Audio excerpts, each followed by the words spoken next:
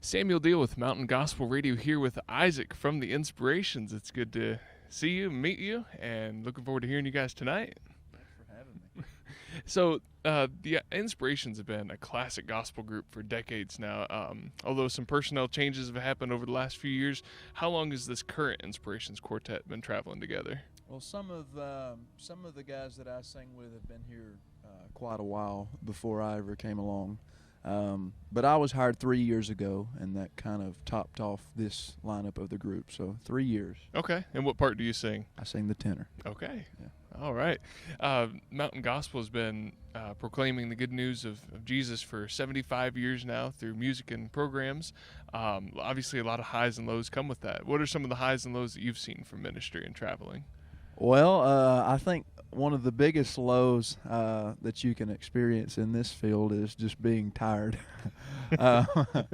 Anybody who's traveled and sang or really traveled for any reason can relate to that. There's days where you just don't feel like doing anything. Yeah. But I'll have to say, even on those days where I'm the most exhausted, I still find myself when I get on the stage, it just seems to all be blocked out and just kind of fade away for that time that we have to do what we love most. Sure. And on the flip side, what are some highs that you've seen?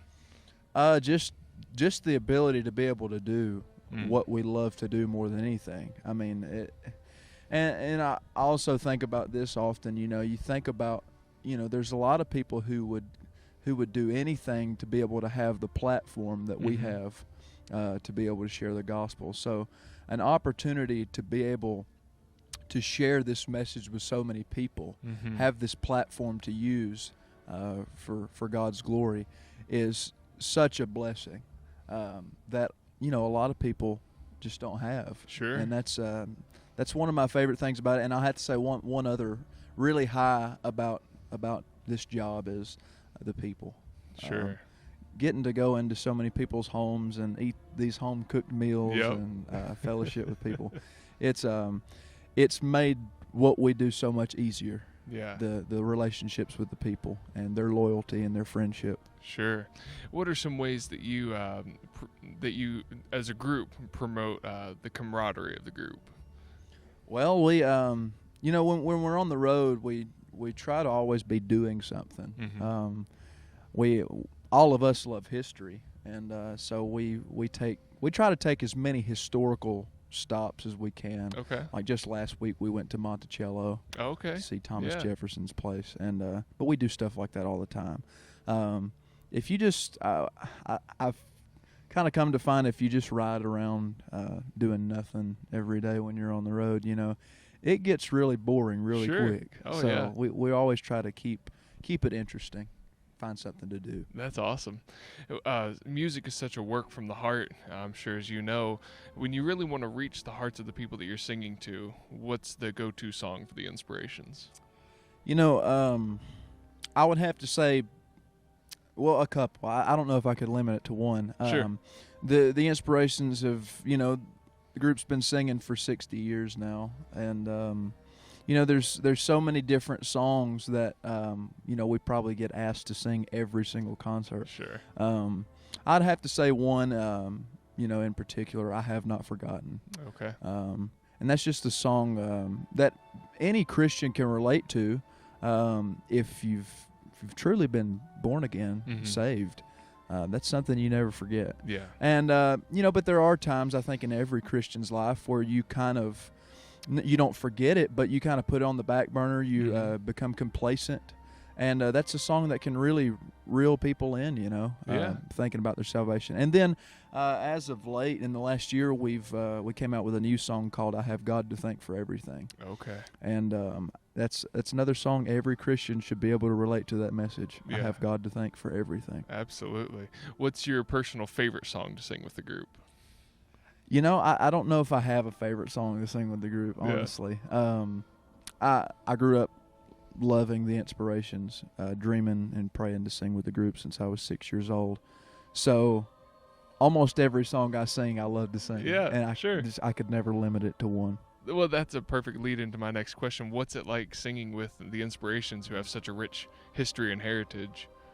There's still days, even after 3 years of doing it, that I stop and I think to myself, am I really doing this? Sure. Yeah. And sometimes in the worst way, but most of the time in the best way possible. That's awesome. It's unexplainable. Yeah. When you, everybody's heard this saying, when you're doing what you love, you never work a day in your life. Yeah. And there's a lot of days that I feel like that. And I have to say, honestly, there are days where I feel like I'm definitely working. Yeah. But it's just a part of it, and it's just a part of being on the road, traveling, the inconsistency of the schedule. But like I said, when it all comes down to it, at the end of the day, I always realize and I come back to the fact that I am doing what I want to do more than anything in the entire world, and that's to sing gospel music. Yeah. And so it's unexplainable. Sure. Couldn't put it into words. That's awesome. So what's next for the Inspirations? Are there any new projects that you're working on that you can talk about, or? Yeah. Okay. So let's see, what month are we in? August. August. So next month, September, at the National Quartet Convention, we'll be releasing the Inspirations 60th anniversary reunion CD and DVD compilation set. That's a mouthful. But we're really excited about that. We actually made this live recording at last year's National Quartet Convention, and took all of the elder members of the Inspirations from years gone by. Sure. And we came together and had an hour-and-a-half long matinee reunion program. That's awesome. And this was actually what a lot of people didn't know that were there at the time, was that this was being, turned into a production. Yeah. To be released at a later time. So that's coming up next month. And then in January, we'll be releasing our next studio album. We have no idea what it's going to be titled yet. We haven't taken pictures for it or anything, but we finished it several months ago. Okay. Kind of got put on the back burner for Sure. the sake of the DVD and CD compilation set. But in January, we'll be coming out with that. And I'll say this, a really exciting thing about this album is it's kind of our first album where we've really made a strong effort to release brand new Inspirations material, brand new songs. On the last album we did, A Pioneer Legacy, we only released 3 new songs. All the rest of them were songs of the past that were kind of forgotten about over the years that the Inspirations sang. But this CD is going to be full of brand new Inspirations hits that, although they're brand new songs, they sound exactly like the Inspirations always have sounded. So we're super excited. Sure. I can't wait. That's awesome. Folks, Love You on Mountain Gospel Radio. 1945 is one of our most requested songs on the station. Aside from the radio, where can people go to hear your music? Well, we're on every platform you can think of. I'm really not that tech savvy, so I can't name them all. I know a couple, but YouTube, Spotify, Apple Music, all that stuff. Okay. But best of all, where you can go to hear our music is in concert. Yeah, that's true. Come see us live in concert. That's the best experience of all. Sure. Well, thank you so much, Isaac, for taking some time to talk with me here. Looking forward to the concert tonight. God bless you guys. So much.